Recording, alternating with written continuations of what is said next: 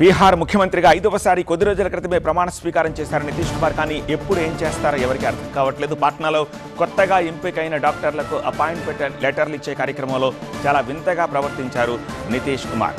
ఓ ముస్లిం doctor హిజాబ్ను Nitish లాగడంపై ఇప్పుడు తీవ్ర దుమారం చెలరేగింది. హిజాబ్ లాగి ఆమె ముఖం చూశారు నితీష్. దీంతో తొలుత షాక్కు గురైన డాక్టర్ తర్వాత నవ్వేశారు.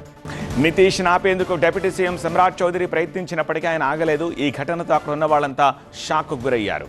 ఈ ఘటనపై ఆర్జేడీ నేతలు తీవ్రంగా స్పందించారు. వింతగా ప్రవర్తించడం నితీష్కు కొత్త ఏమీ కాదన్నారు.